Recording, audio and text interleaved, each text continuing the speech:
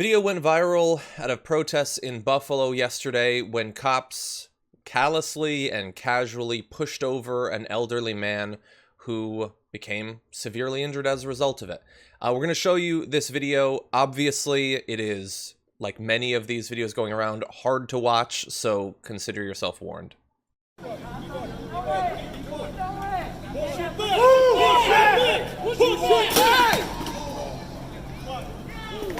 He is bleeding! He's out of his ear! He's bleeding out of his ear! He's bleeding out of his ear! Get a medic! What the f*** up on me? Okay, so you've more than likely seen that. He was immediately bleeding out of his ear immediately after he had come up. People believe that he was returning a lost riot helmet to the cops. I'm not sure if that's the case, but he certainly wasn't violent. He is a 75-year-old man who got in their way, and so they pushed him over it was nothing. It's difficult for me to I always try to wrap my mind around the other side's point of view. And here, it's hard for me to do that. Because what you want out of your police is just like good, effective, people-saving police that makes any sense whatsoever. And nothing about the way they handled that guy made any sense to me. And nothing about the way they handled the moments after he's on the ground bleeding made any sense to me. It did for a second. It made sense for a second when you hear that thing, that moment that happens in a lot of videos people see online when something terrible happens and there's that sound, that very real, terrifying sound that is natural when people respond and just go, oh, whoa, this is actually bad.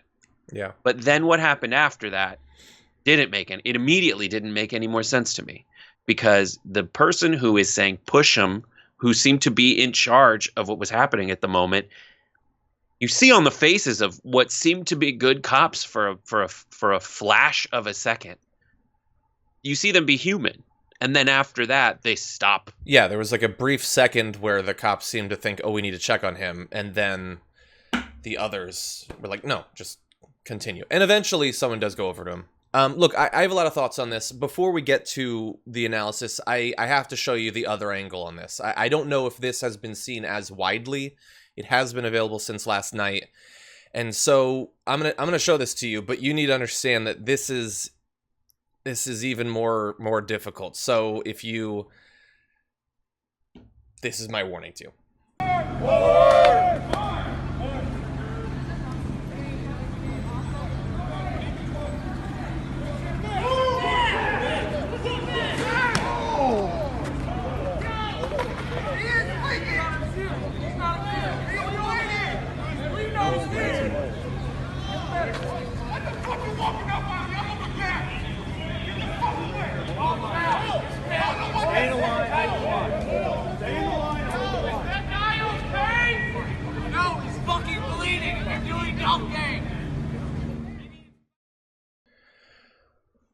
The sound of his head hitting the pavement is just... And look, a couple things. So, like, is this the most shockingly, purposefully violent thing that we've seen? No, certainly not. I mean, people have died. And we've seen video of cops running after people and viciously beating them with clubs. Multiple people beating a woman yesterday who apparently was fighting back after being groped. The thing that hits me about this is it's so casual and callous. Get out of my way, old man. And you push him over. This isn't even the first time we've seen an old person being pushed over. They knocked over on one of the first nights an old man with a cane who was just on the street. No indication he was a protester. It's the idea that, like, you standing in front of us for whatever reason, we don't have to be concerned about you at all. We can just push you over. It is the lack of regard for what they're doing and the damage that can come from it. Yeah. It makes me sick. And I understand. Again, I'm trying to be empathetic here. Like, the cop, and I've heard this from multiple cops and from other people in law enforcement, is a cop responds and shows up on everyone, this is a saying, this isn't my saying, but they say the cops show up on everyone's worst day. That's they're going there to everybody's worst day. Okay, I get it. Like, so does a doctor. So does a surgeon. Mm-hmm. Does the surgeon then have a license to be like, oh, this is so intense, gonna do something terrible? No. And is any of that on display there? Is that necessary in that moment? And not just that, there's someone saying, push him, push him, push him. That's push him back, push him back. That's what they're chanting at other cops. Yeah. And then in the wake of the moment when the man's head hits the floor, the cop who is behind it, the person pushing the person, then says, go get those two. Yeah. And what did those two people do in the background? Say, is he okay? He's bleeding from his ears. Yeah. What's bad about that? And I mean, the question, let's design what we want from the police department. Like, I definitely don't want that. Mm-hmm. I definitely don't want police to show up at a peaceful protest and make it not peaceful. And that's the kind of stuff that has happened. And I need that, and we all need that to stop. And that's just in response to something that's different, which is systemic racism. Now we're like talking about how to handle the reaction, and we haven't even gotten to the core issue yet. But folks are pointing out like the themes, the problems with police culture that are creating both the original issues of police brutality against unarmed black men who are just minding their business after starting off at age 0, getting people having their parents pull them aside and say, like, you can't just mind your business. That's not enough. Yeah. And now it's boiled over into like cross-racial demonstrations that turn into more police brutality. We're trying to find the through line, and I think people have said it over and over again. Mm-hmm. Yeah. And people have been attacking the protests as illegitimate from the very beginning. If you're going to make that case, man, there's a lot that you have to ignore every day. Now, a lot of people in the comments have been asking what ended up happening to the man. As far as we know, he was injured, was in serious but stable condition. That is the latest that I have seen. But we also have the narrative coming out of the police. So in an initial statement about this, the police said that the man tripped and fell after a skirmish with police. Tripped and fell. Later that Thursday evening, Police Commissioner Byron Lockwood said that 2 officers were suspended after reviewing the video, which showed the man being shoved to the ground and then walked past by officers. That the mayor said, there's no attempt to mislead about that whole tripped and fell thing. Apparently, how the situation was being observed, it was observed from a camera mounted behind the line of police officers, the captain is saying. Afterward, they got that video. Okay, but the whole thing blew up because of that video. We had all already... Like, you put out that statement to a public who uniformly already knew what had happened.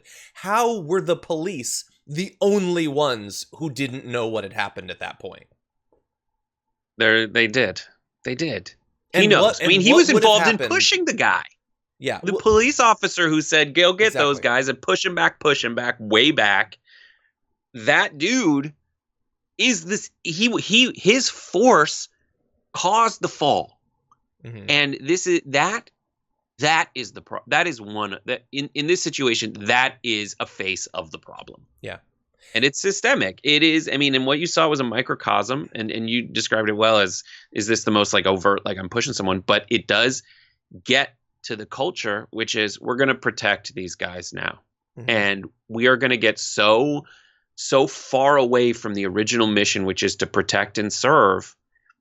And it sounds like all that they're protecting and serving is each other and not us. And that's not allowed. Yeah, and it makes you wonder if that video, if the 2 videos hadn't been available, what would have happened? Would anything have happened? Right. And then would they have admitted it? We don't know. It's speculation.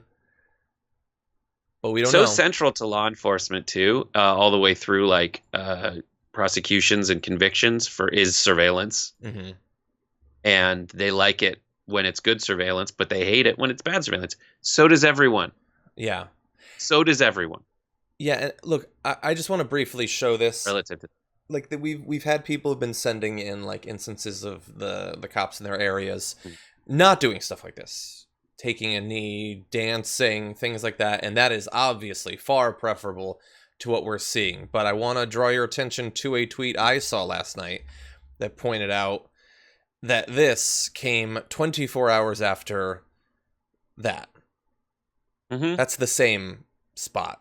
And they had been kneeling, and they had been, I guess, understanding. And one day later, casually pushing someone over because he dared to stand in their way. And then afterwards, not being a person. Not being a person. All of it. Every aspect of it. And then you just hear prosecutions like, after you knew you were implicated in a crime, what did you do? Did you come forward? No. Did you further cover it up? Yes. Why can't they suffer the same consequences as normal people? Yeah. It's because they have a really dope police union. You know, that's it. Like, I've talked to people in Los Angeles who are involved in work for the DA's office who say that they can't get a list of bad sheriffs because the union's so strong. Exactly. Yeah, no, that keeps coming up as one of the biggest like obstacles to any sort of reform. It's not the only one.